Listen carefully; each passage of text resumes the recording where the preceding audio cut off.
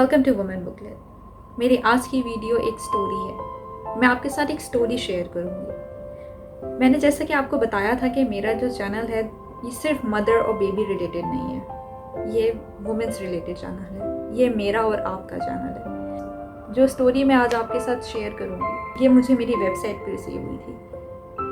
मैं नाम नहीं लूँगी।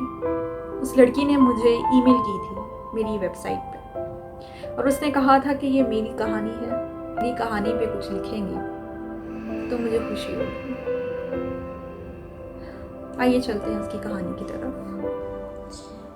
ये कहती है कि मैं हमेशा से ही कुछ बनना चाहती थी। I was a bright student as well. Start से स्कूल्स में, कॉलेजेस में I was a bright student. मेरी फैमिली लड़की की पढ़ाई को ख़ास पसंद नहीं करती थी और ख़ासा इम्पोर्टेंस भी नहीं देती थी। उनके लिए जस्ट सिंपल बीए ही बहुत होता था। जब मैं 19 साल की हुई तो मेरी फैमिली के बड़े लोगों ने मेरे लिए एक रिश्ता देखा जो बाहर रहता था बस, और उम्र में मेरे से काफ़ी बड़ा था। वो उम्र में मेरे से 12-13 साल बड़ा था। ये बात जब मेरे तक पहुंची तो मैंने ख़ासा इत्तेजाज किया। अपनी अम्मी से काफ़ी लड़ती रही कि अब्बू से बात करें, मैं ये शादी नहीं करना चाहती। एक तो वो मेरे से उम्र में बड़ा है और दूसरा मैं पढ़ना चाहती हूँ। मैंने खाना पीना छोड़ दिया, अपने आप को बंद कर लिया।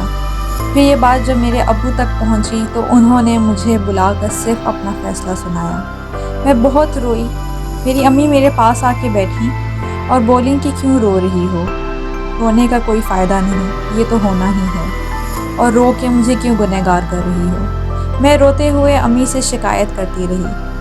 ठीक 3 महीने बाद मेरी शादी कर दी गई क्योंकि वो सो कॉल्ड अब्रॉड में रहने वालों के पास टाइम नहीं था। मैं शादी करके अपने हस्बैंड की फैमिली के साथ बाहर शिफ्ट हो गई। स्टार्ट का 1 मंथ सब ठीक था, बट आहिस्ता आहिस्ता उन लोगों के सारे रवैये देखते हुए मैं परेशान हो गई। मेरे हस्बैंड रोज़ रात को घर लेट आते थे, पूछने पर काफ़ी लड़ते थे और कभी कभी हाथ भी उठा लेते थे। मैंने उसकी शिकायत उसकी अम्मी को की। उन्होंने मेरा मुंह ये बोल के बंद करा दिया कि मर्द हाथ उठाते हैं। मैं बहुत रोती थी, डरती रहती थी।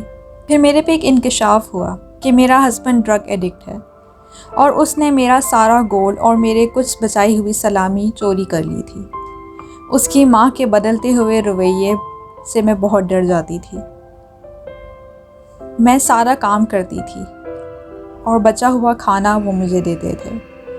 एक दिन मेरे से मेरी सास की थोड़ी सी बहस हुई जिसमें उन्होंने मुझे खासा मारा, और इतना मारा कि मैं 2 दिन तक बिस्तर से उठ नहीं सकी। मैंने काफ़ी दफ़ा पुलिस में कंप्लेन करने की भी कोशिश की, लेकिन मेरे सामने मेरी अम्मी का चेहरा आ जाता था कि मेरी इज़्ज़त रखना, चाहे जो भी हो जाए, कभी वापस लड़ कर मत आना।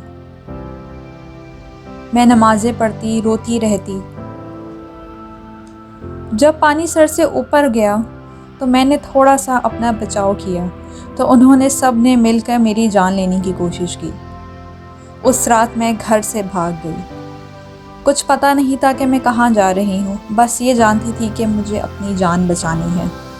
मैं बहुत मुश्किल से पाकिस्तान एम्बेसी गई और उनको बताया, और उन्होंने मुझे वतन वापस भेज दिया। इस वाक़े को 2 साल हो गए हैं। वो लोग अरेस्टेड हैं, मगर मेरी ज़िंदगी के वो 1 साल और ये 2 साल क़यामत थे। अगर मेरे अब्बू मेरी बात मान लेते तो इन 3 सालों में मैं उनका नाम फ़ख्र से बुलंद कर चुकी होती और कामयाब औरतों में से मेरा शुमार होता। इस तरह मेरी ख्वाहिशों को मेरे से छीन लिया गया। ये बहुत डिस्टर्बिंग स्टोरी है। जब ये स्टोरी मुझे रिसीव हुई थी तो मैं बहुत डिस्टर्ब रही थी इसको पढ़ के। मैं ये सोच रही थी कि हम लड़कियों के ख्वाब तो छीन लिए जाते हैं, चाहे वो पढ़ना चाहें, चाहे वो शादी ना करना चाहें। अगर वो शादी करना भी चाहें कहीं अपनी पसंद से, वो भी छीन लिया जाता है। आप लोग मुझे अपने रिव्यूज़ दें, मुझे कमेंट में बताएं कि ये जो नाइंसाफ़ी इसके साथ हुई है, हमारी सोसाइटी में, हमारे कल्चर में बहुत सी लड़कियों के साथ होती है, तो क्या ये ठीक है या गलत है? इसी कहानी पे मैंने ब्लॉग भी लिखा है, पिल ऑफ ड्रीम, जिससे पढ़ के आपको अंदाज़ा होगा। बहुत सी कहानियाँ हैं جو کہ باہر نہیں آ سکتی اب. کہیں خواب ہیں جو ٹوٹ چکے ہیں. بہت سی خواہشات ہیں جن کا گلا گھونٹ دیا گیا ہے. بہت سی زندگیاں ہیں جو کمپرومائزز پہ چل رہی ہیں. This is it for today. I hope آپ کو میری ویڈیو سے کوئی میسج پہنچا ہوگا. 2 منٹ کے لیے آپ کے بھی دل نے کچھ سوچا ہوگا. اگر آپ کے پاس بھی کوئی کہانی ہے جو آپ میرے ساتھ شیئر کرنا چاہتے ہیں, دنیا کے ساتھ شیئر کرنا چاہتے ہیں, تو آپ لوگ مجھے ای میل کر سکتے ہیں. میں آپ کی کہانی کو لوگوں تک پہنچاؤں گی. کیا پتہ آپ کی کہانی سے کسی اور کی کہانی میں کوئی فرق آ سکے.